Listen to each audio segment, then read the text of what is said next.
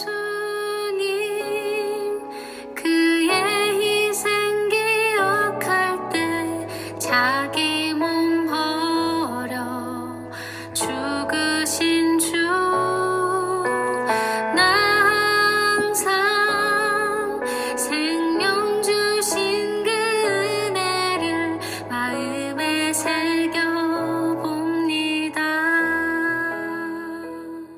하나님 아버지, 부활절 앞두고 마지막 고난주간 첫째 월요일날 아침을 맞이합니다.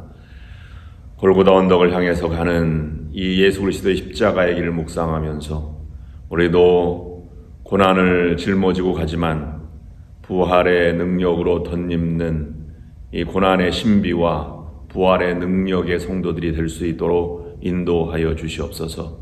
예수 그리스도의 삶을 깊이 묵상하고 말씀을 묵상하면서 우리가 그리스도의 은혜와 그리스도의 능력으로 채워져 가는 성도들이 되게 도와주시옵소서.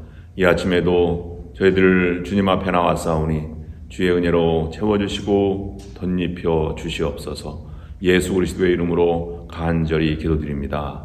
아멘. 오늘 하나님의 말씀은 고린도전서 15장 1절부터 11절까지 제가 봉독합니다. 형제들아, 내가 너희에게 전한 복음을 너희에게 알게 하노니 이는 너희가 받은 것이요 또 그 가운데 선 것이라. 너희가 만일 내가 전한 그 말을 굳게 지키고 헛되이 믿지 아니하였으면 그로 말미암아 구원을 받으리라. 내가 받은 것을 먼저 너희에게 전하였노니 이는 성경대로 그리스도께서 우리 죄를 위하여 죽으시고 장사 지낸 바 되셨다가 성경대로 사흘 만에 다시 살아나사 게바에게 보이시고 후에 12 제자에게와 그 후에 500여 형제에게 일시에 보이셨나니 그 중에 지금까지 대다수는 살아있고 어떤 사람은 잠들었으며 그 후에 야고보에게 보이셨으며 그 후에 모든 사도에게와 맨 나중에 만삭되지 못하여 난 자 같은 내게도 보이셨느니라. 나는 사도 중에 가장 작은 자라. 나는 하나님의 교회를 박해하였으므로 사도라 칭함받기를 감당하지 못할 자니라. 그러나 내가 나 된 것은 하나님의 은혜로 된 것이니 내가 내게 주신 그의 은혜가 헛되지 아니하여 내가 모든 사도보다 더 많이 수고하였으나 내가 한 것이 아니요 오직 나와 함께 하신 하나님의 은혜라. 그러므로 나나 그들이나 이같이 전파함에 너희도 이같이 믿었느니라. 아멘. 오늘 본문은 사도 바울이 고린도 교회에게 전해주는 가장 유명한 부활장 서두 부분입니다. 오직 예수 그리스도의 사람으로 살아가는 이 사도 바울의 권면의 말씀을 오늘 부활장에서 완성을 향해서 나아가고 있습니다. 사도는 이 예수 그리스도를 직접 만난 사람들을 의미합니다. 그러나 사도 바울은 예수 그리스도를 직접 만나질 않았지만 다메섹으로 가는 길 가운데 예수 그리스도를 만나서 사도라고 이렇게 칭함을 받게 되었습니다. 다른 사도들보다는 늦게 사도가 되었지만 이 초대교회에 가장 크게 어떤 사도보다 더 열심히 사역을 감당한 위대한 사도가 되었고 신약성서의 절반 가까이 13권이나 책을 성경 말씀을 기록한 위대한 사역자가 되었습니다. 그 출발점이 무엇인가를 묵상하였습니다. 그것은 큰 변화의 순간에 사도 바울의 자기 자신을 지극히 작은 자로 여겼고 그리고 이 작은 자에 대한 사도 바울의 신앙 가운데 예수 그리스도의 부활의 능력으로 덧입혀졌기 때문이다 라고 묵상하였습니다. 사도 바울의 자기 인식의 변화의 역사를 보면 신약 성경에 쭉 나와 있는데 회심하기 이전에는 갈라디아서 1장 13절 14절에 이렇게 말씀하고 있습니다. 율법에는 완전한 자요 종교적으로는 열심인 자였다라고 말합니다. 회심 전에는 굉장히 교만하고 당당했던 모습입니다. 회심 직후에 이 부활장에 나와 있는 고린도전서 15장 8절 9절에 나와 있는 것과 같이 초창기에는 만삭되어 나지 못한 자 같은 자신, 그 다음에 9절 말씀에는 사도 중에 지극히 가장 작은 자라는 표현으로 자기를 아주 작은 자로 그렇게 여겼습니다. 그리고 나서 이제 신앙이 사도 삶을 하고 마지막 그 에베소서를 작성할 때에는 인생의 거의 종반점쯤 되는 그 시기 때에는 성도 중에 가장 지극히 작은 자보다 더 작은 자 나라고 표현하고 있습니다. 에베소서 3장 8절 말씀입니다. 인생의 마지막 디모데의 사랑하는 믿음의 아들 디모데에게 보내는 편지 가운데 쓸 때에는 디모데전서 1장 15절에 보면 사도 바울은 죽음 직전에 나는 죄인 중에 괴순이라 이렇게 표현하고 있습니다. 그만큼 철저하게 낮아진 자신의 모습을 볼 수 있습니다. 그런데 그 약함과 작음이 그리스도의 부활의 능력으로 덧입혀졌기 때문에 그는 당당하게 하나님의 영광을 드러내는 위대한 사역을 감당하게 된 것입니다. 어린아이와 같은 고린도 교회, 서로 싸우고 분쟁하고 자랑하던 이 교우들에게 사도 바울은 자신이 덧입었던 부활의 능력이 그들에게도 덧입기를 바랬습니다. 그래서 이 고린도 전서 15장의 부활을 의미하는 이 부활장에는 가장 긴 절을 할애하면서 열정적으로 기록하고 있는 것입니다. 우리도 강하지 않습니다. 인간은 연약하기에 쉽게 무너지고 시험받고 좌절을 경험하고 절망하며 살아갈 때가 많이 있습니다. 그러나 부활의 능력을 힘입으면 우리의 약함이 강함으로 변화될 수 있습니다. 그리고 부활의 증인으로 사역을 감당하며 살아갈 수 있게 되는 것입니다. 그런 여러분들이 될 수 있기를 주님의 이름으로 축원합니다. 오늘 성경 본문 말씀에 고린도전서 15장의 이 부활에 대한 증언은 성경 중에 부활에 관한 언급 가운데 가장 먼저 언급된 것입니다. 구체적으로 부활이 누가 경험했는지 만삭되지 못한 나에게 그리고 500여 신도들에게 이렇게 전하면서 그들 중에 대부분은 살아있고 몇몇 사람은 잠들었으며 라고 말하면서 사도에게와 초창기에 부활을 경험했던 목격했던 사람들을 언급하면서 생생하게 전하고 있습니다. 그리고 나서 어떤 복음서보다도 먼저 부활에 대한 기록이 쓰여져 있습니다. 그 증거는 마가복음이 제일 먼저 복음서 중에 쓰여 있었는데 이 마가 요한은 사도 바울이 2차 전도 여행 때 만나서 함께 사역했던 동행했던 사람입니다. 그리고 나서 예루살렘으로 돌아가서 마가복음을 썼기 때문에 오늘 이 고린도전서에 있는 내용을 아마 참고로 해서 마가가 썼을 가능성도 있다고 성서학자들은 해석하고 있습니다. 그만큼 부활에 대한 사도 바울의 이 증언은 가장 살아있고 영향력이 있고 가장 먼저이며 초대교회 시절에 가장 위대한 기록 중에 하나였던 것입니다. 사도 바울은 부활하신 예수님을 만난 것으로 인해서 삶이 바뀐 사람입니다. 그래서 고린도전서에서 고린도 교인들에게 전하는 것은 문제를 치유하기 위한 것이지만 맨 먼저 아덴에서의 실패 때문에 나는 십자가의 복음 위에는 십자가 외에는 자랑할 거 전하지 않기로 작정하고 고린도 교회에 와서 십자가를 전했지만 결론은 고린도전서 15장에 부활의 능력을 덧입기를 바랬습니다. 그래서 십자가로 출발해서 부활로 연결되고 있는 것입니다. 그리고 오늘 사도 바울이 그렇게 부활을 덧입은 사람으로 편지를 쓰는 사도 바울을 묵상하면서 그럼 무엇이 작은 자, 지극히 작은 자, 성도보다 작은 자, 죄인의 괴수로 여겼던 사도 바울이 부활을 덧입어서 어떻게 변했는지 이 세 가지 변한 것을 묵상하고자 합니다. 첫 번째로는 가장 그에게 가득한 패배의식을 극복하였습니다. 여러분, 부활이란 말에서 제일 먼저 생각나는 것은 자신이 생동감 있고 떠오르는 것입니다. 결혼해서 알을 낳고 푸른 풀이 나고 꽃이 피듯이 죽어있는 것 같은데 생명력이 넘치는 것을 우리는 회생, 부활이라고 하였습니다. 부활은 그보다 더 큰 능력이지만 우리 가운데 이런 패배의식이 사로잡고 있는데 부활의 능력을 힘입으면 그것이 패배가 아니라 하나님의 살아계신 부활의 능력이 우리에게 되살아나고 생동감이 있음을 우리에게 보여주고 있는 것입니다. 인생을 살다 보면 우리는 실패에 대한 두려움이 지배하고 있습니다. 그리고 다툼과 증오가 자리 잡고 있습니다. 때로는 그런 힘도 없으면 나는 할 수 없다는 열등감에 빠져 있습니다.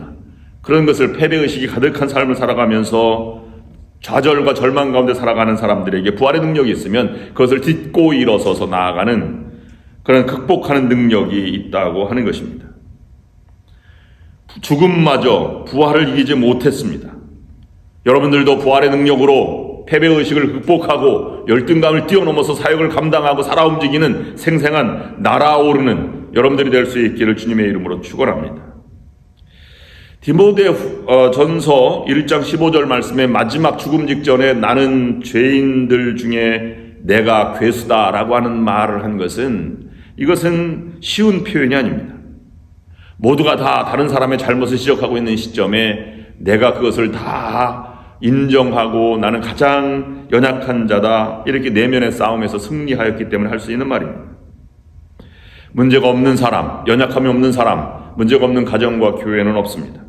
문제에 대한 신앙적인 다루는 태도를 사도 바울에게서 우리가 볼 수 있습니다.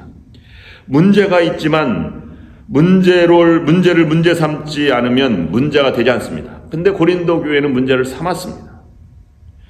문제를 문제로 삼으면 문제가 더 확대되고 싸움이 되고 분열이 되고 갈등이 됩니다. 그래서 더 치유하기가 어렵습니다. 그런데 문제를 가지고 있지만 문제를 하나님께 들고 나와서 은혜 안에 다 덮어버리면 그 문제를 하나님께서 사용하십니다. 바울이 낮아져서 교회를 핍박하였고 예수 믿는 사람들을 괴롭혔습니다. 이런 일을 기억하면서 나는 죄인 중에 괴수입니다 라고 자기를 낮추고 지극히 작은 자 중에 더 작은 자보다 더 작은 자입니다 라고 낮추었을 때 하나님이 그 자신의 문제점, 약점 이런 것들을 들어서 하나님이 높여주셔서 위대한 사도로 사용했음을 그는 증언하고 있는 것입니다. 두 번째로 부활을 덧입은 바울이 변화된 것은 소심함을 던져버리게 되었다는 것입니다. 고린도 후서 12장 10절 말씀에 위대한 말씀 하나를 남겼는데 내가 약할 때가 곧 강할 때다 라는 말을 하였습니다. 왜냐하면 그때 하나님을 의지할 수 있기 때문입니다. 즉 나를 바라보면 소신함을 가지고 있지만 하나님을 바라보면 내 자금이 뛰어넘어서 하나님의 위대하심이 드러나게 되는 것입니다. 이것은 세상 가운데에도 동일하게 통용되는 말이기도 합니다. 여러분, 위대한 이 조직폭력배의 두목들은 부하들을 거느리고 있는데 호대가 아주 크고 기술이 연마되고 무술에 절대 지지 않는 사람들을 부하로 두고 있습니다. 그럼 두목이 왜 자기보다 더 힘센 사람을 부하로 두고 있는 것일까요? 두목은 체구가 작지만 싸움에서 지지 않는 사람이기 때문이랍니다. 왜 지지 않느냐 하면 그는 싸우러 나갈 때 죽을 각오로 나가기 때문에 살기가 느껴져서 싸움에서 이기고 다른 사람을 굴복시키는 능력이 있다고 합니다. 바울이 바로 그런 것입니다. 기싸움에서 이긴 것보다 더한 부활의 능력을 힘입어서 죽음을 각오하고 작은 자보다 더 작은 자였지만 하나님의 능력을 나타내는 그런 신앙을 가지고 있기 때문입니다. 운동 경기에서도 지겠다고 생각하는 사람은 나가서 질 확률이 많다고 합니다. 이기겠다고 하는 그런 생각한다고 해서 이기는 것은 아니지만 이길 확률이 더 많은 것과 같은 이치입니다. 부활의 능력은 패배의식을 극복하고 소심함을 던져버려서 하나님의 위대함을 나타내게 됩니다.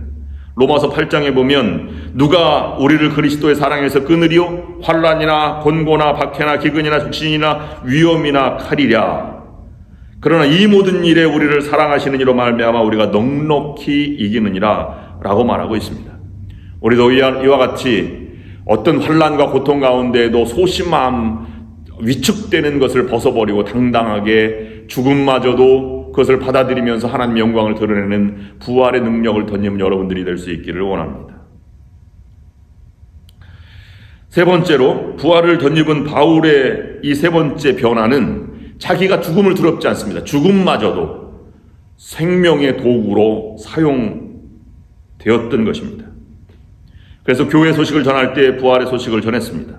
3절과 4절 말씀에 보면 내가 받은 것을 먼저 너희에게 전하였느니 이는 성경대로 그리스도께서 우리 죄를 위하여 죽으시고 장사 지낸 바 되셨다가 성경대로 사흘 만에 다시 살아나사라고 기록하고 있습니다.